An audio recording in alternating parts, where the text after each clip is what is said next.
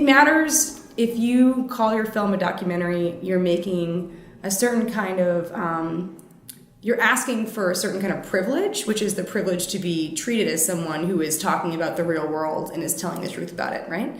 You're relying on that privilege to make your film work. And you have to honor it. It's a contract that you're making to your audience. So when you say you're making a documentary, you're essentially saying you're telling the truth in some way. How you go about telling the truth and what that means in like the million individual choices you have to make to construct a movie and to tell a story and to like make something be 90 minutes or, you know, whatever it is. There's no right or wrong. There's no sort of one way that you honor that contract with your audience and your subject. But there's one there.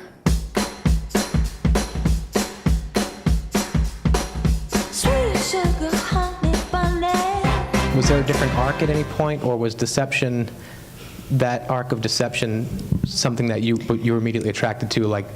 Deception was always the thing. So I read a book in 2008 called Charlatan, which is the biography of Brinkley by Pope Brock, one of the main interview subjects in the film. And it's a really great book. It's really entertaining. It makes very clear from the first page that you're dealing with a con man and a liar and a quack. And it's still it's a fantastic book.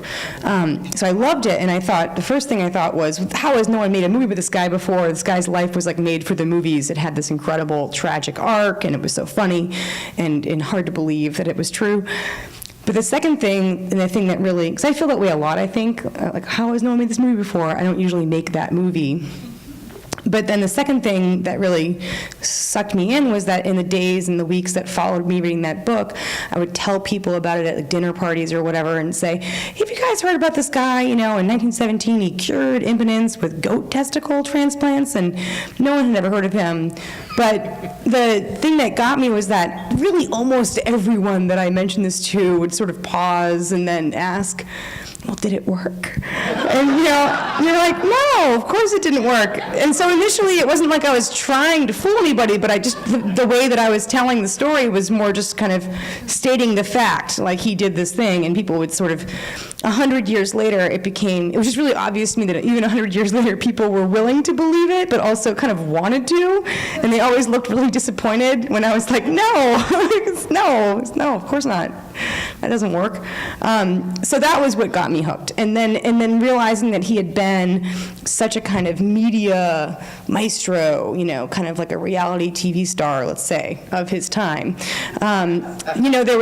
I thought, well, there's probably a lot of archival media, and that archival media will probably be largely promotional, and I bet very convincing.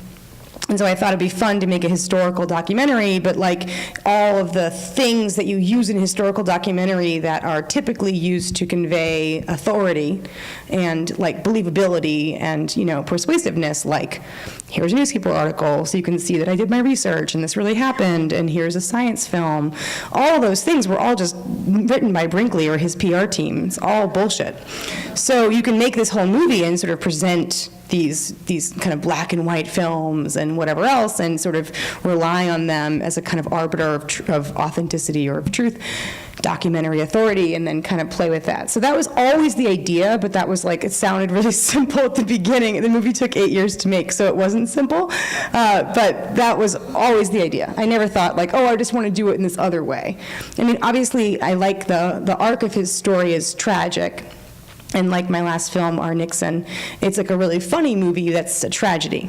It doesn't have a happy ending. And they're similar in the sense that they're both about these kind of 20th century, men who are born with nothing at the outskirts of society and then kind of work their way up to the top, and then through their own hubris, bring themselves down and let a lot of people down in the process. So I was attracted to that aspect of the story, but the idea of just making like a straight biopic wouldn't have appealed to me.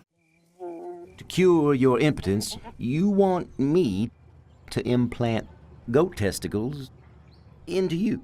Yeah, one of the things in the film that at first I was like, oh, this is a byproduct of this time when people were naive, and people were really seeking out one of the things in the film that at first I was like, oh, this is a byproduct of this time when people were naive, and Yeah. people were really seeking out like a really solid mythology, like, oh, this is the guy. But then I was like, Yeah. that's not unique. Like, I mean, there's a reason that we still like read Shakespeare, right? I mean, it's the same. We're the same. Like, we haven't changed at all. So that's what I love about the story, because it just seemed like it's a completely absurd, preposterous story, and the fact that, people that I knew, at least in passing, were willing to accept it as true, said something to me about, our desires to kind of believe the things we want to believe, and our desire to believe certain things, such as the self-made man, who's up against the establishment, and,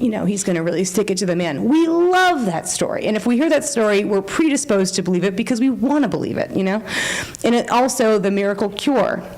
When science and medicine kind of fails to answer a pressing problem, into that void will rush like all kinds of quackery, and it will work because we want there to be a solution to all our problems, and we want it to be simple, and we want someone persuasive to kind of tell us that they have the answer. So that hasn't changed at all. That hasn't changed at all. Like, you guys know that. You have something that I find really, really inspiring, and I'm really excited about the possibility other people may be doing this, but you've released a footnote file for this film, and we were talking before, and you were saying, well, I could have just made a list of all the lies in the movie, and instead you created this document. Could you talk a little bit about what you think is the importance of truth-telling and your accountability as a filmmaker for something like this? Yeah, well, I'll just explain the Footnotes project first. So I made a database of 329 footnotes for the film, and they just, go through all the claims and the images and the sort of statements that are made in the film, and evaluate each one of them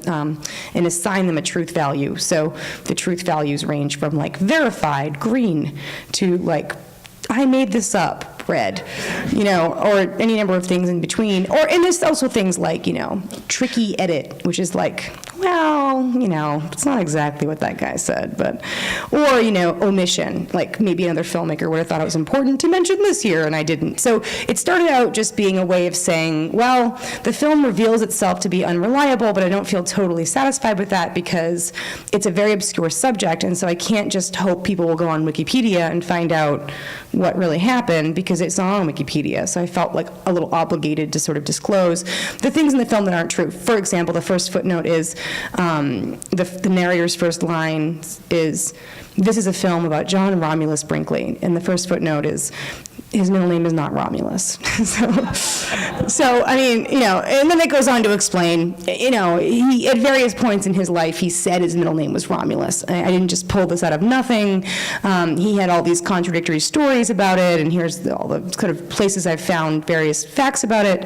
At the end of the day, I decided to use Romulus because A, it's a more awesome name, and B, it does tell you something true about him, which is that he liked to associate himself with the founding of Rome.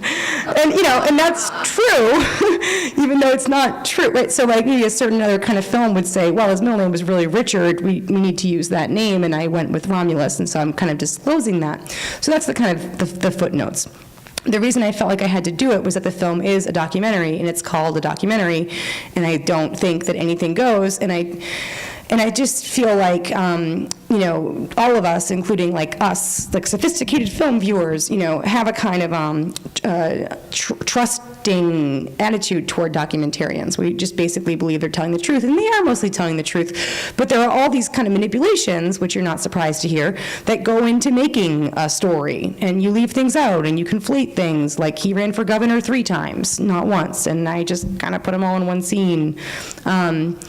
So there's these kind of things that all documentarians do. So it evolved beyond, like, here's the list of the nut-specific kind of, the reason I told these lies is that it's about a liar, footnotes, and it really expanded into more like, here's a confession of all the manipulations that it takes to, like, make a movie out of the messiness of just stuff in the world that's maybe true.